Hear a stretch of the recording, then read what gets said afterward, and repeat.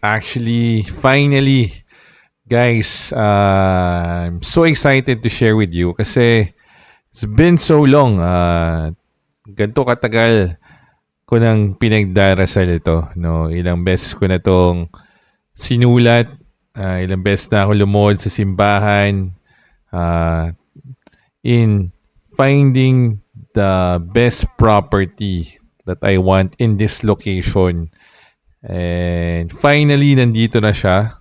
Finally, after so many years of working with a lot of agents, mga brokers, no, thank you for being patient. Yung iba talaga, naging kaibigan na rin natin. Yung iba, tumagal hanggat hindi pa rin ako nakabili sa kanila pero meron talaga akong tina-target at gustong makuwang property. And finally, ito na nga, no, answered prayer.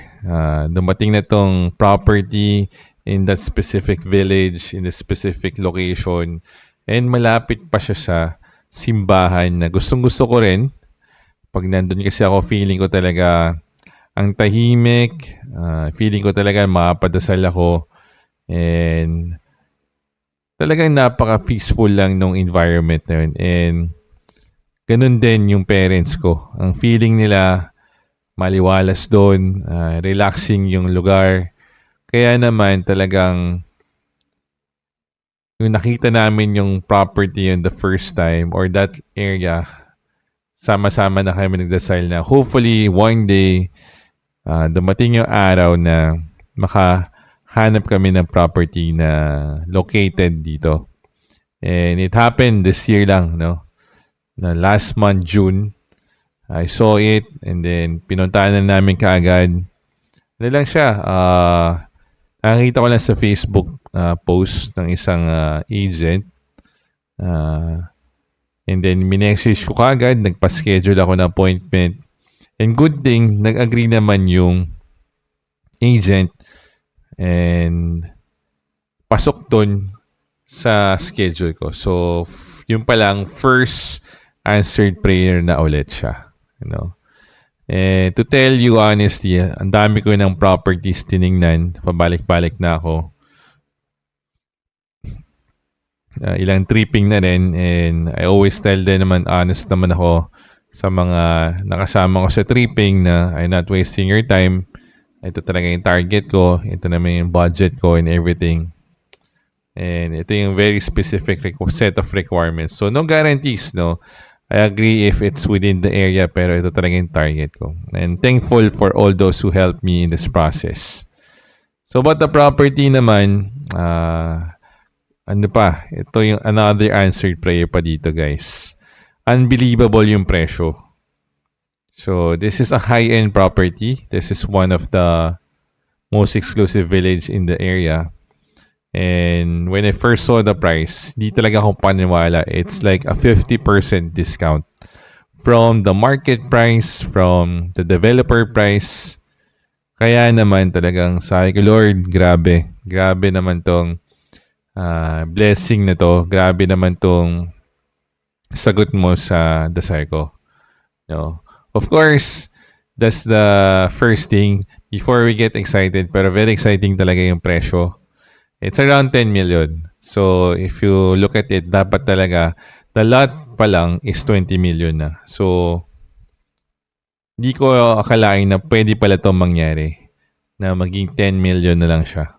From the current price na 20 million, developer price 20 million. So, pwede palang mangyari yun. And the thing is, ito pa, ilang years na rin pala siyang for sale sa market for some reason at hindi rin siya nabibili pa or nabebenta for the longest time. So again, that's another answered prayer for me kasi ito yung target ko. At the same time, yun naman, mapapa-question tayo guys. Mapapatanong tayo bakit for so long, even if mababa yung presyo, no? From the market and it's a reasonable price now, bakit yung mga investors, mga buyers ay hindi pa nila to binibili? So that's something na kailangan natin consider, especially when it comes to buying the property, you know. Of course, exciting makita na mababa yung presyo, but of course, kailangan din nating maging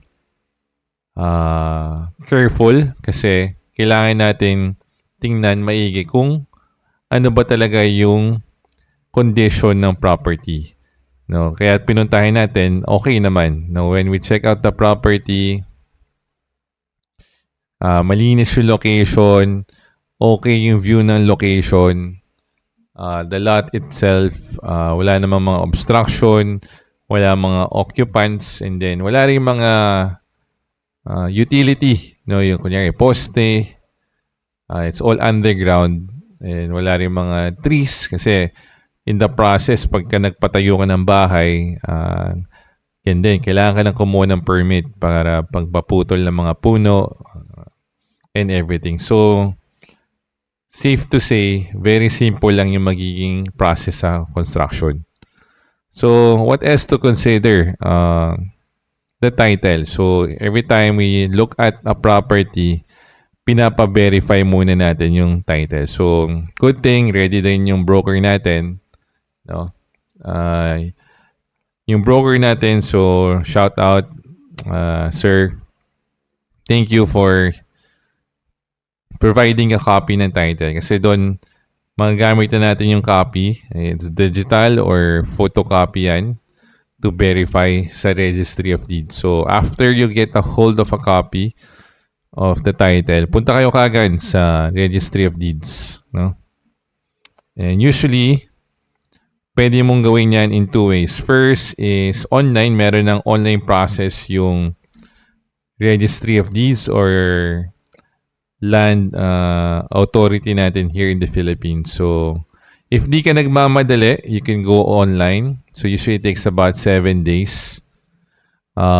If you want it faster, you can go directly sa Registry of Deeds. And that you'd take around 3 days. So, kailangan nga lang babalik ka. So, in this case, kung medyo malayo from my primary place of residence, so hindi siya the best, no, at my situation. So, good thing yan, may kakilala tayo, guys. Who's been working with me in all my other transactions when it come to title transfers, you know, pagbayad ng mga amilyar, and everything related sa real estate. So, sabi ko, medyo late ko na naisip kasi medyo matagal na yung last transaction namin. Pero good thing, naisip ko siya. And ito yung ganda. Nung kinontak ko siya is nasa City Hall pa siya. So, ang ganda ng timing, no? Yun nga lang, hindi siya yung City Hall ng property na gusto kong kunin, no? And sabi niya may kakilala daw siya or there's another way para mapabilis yung process, no? So sabi ko, ikaw nang bahala. And hopefully sabi ko, kaya ba within this week? And another surprise, another answer prayer is that within the day actually, nagawa niya talaga, no? Na-produce yung copy ng title na verified na, yung certified true copy ng title. So from there, na-move na yung process ko of doing my due diligence, which is verifying the title. And meron nga lang konting part that I have to do my homework also. Kasi sabi doon, sa title, may mga restrictions based on the deed of sale. So sa akin, this is my first time seeing that kind of, hindi siya talaga annotation, pero is something kailangan mo talagang tingnan, i-review pagdating sa title. So I consulted the broker, actually guys, ito nga pa, isa palang blessing pa. Foreclosed ito. So yung bank owns this. So imagine that. So of course, they already have done all their due diligence. Checking the title, checking the property, securing the property and all the rights. Kasi clean title talaga siya nakalagay sa listings ng bank. Pero, doesn't mean to say na hindi ko na kailangan gawin yung due diligence ko. That's why, ginagawa ko pa siya. Even if galing na to sa bank. And the only thing guys is, ito nga. Ito na. No? Since nasa banko siya, marami akong kalaban dito. And paunahan na to. And it's been quite some time since I saw this property. And yung blessing naman, hindi pa rin siya nabibili. Even at this price. Ito na lang siguro. Ang kailangan ko ngayon is I'm looking at different options. Either bayaran siya ng cash, 10 million. Another option ko tingnan is gusto ko talaga rin ma-dispose yung isang property ko dito sa Makati or dito sa may Arca South. So, isa condominium. So, pwede nating yun, I'm offering it. I'm working with a lot of agents also, a lot of brokers. Pero so far, wala pa talagang swerte. Wala pang blessing.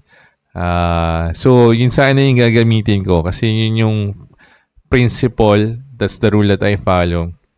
Na kung ano yung ginamit kong pambili ng property before, yun din yung gagamitin kong pang-ikot to buy another property. So, baka may kilala kayo dyan na gustong magkaroon ng condo malapit sa condo and parking, actually 1 bedroom 42 square meter with parking and 2 bedroom na 72 square meter with parking also very near Greenbelt Mall. So yan, baka meron kayong kilala. So that's another option. Option 1 cash, option 2 somebody buys my property, yun yung gagamitin kong pang-ikot. Option number 3 is yun nga, I look into idle property natin. Sangla, pero medyo malaki rin pala. Kala ko mababa yung interest nila. Lalabas din mga 10% in a year. So, higher than the bank. And then, we're looking at even other options nga na yun, ang dami kong option na tinitingnan. Even DTI loans, pag-ibig loans. Medyo marami lang requirements. So, ang siguro naisip ko na lang is if pinakamadali, go to a friend or a private person that's have a 10 million na naka-tenga lang and would want that to earn interest. So, yung match lang natin yan sa bangko, then less requirements sila. So, sana meron tayong malapitan. If not, if you're watching this, I'll be happy. If you want to do that with me, I can show you naman property solid and then yun lang naman, 10 million if you're willing to lend me to buy this property. It's a good opportunity. At the same time, you're gonna be earning interest from your money. Instead na nandiyan lang yan sa bangko at hardly earning any kind of interest. Alright? Update ko kayo guys for other things na anong mangyari if ever. This is definitely yung dream property natin. This is something na pinagdasal natin and we've been looking for the longest time.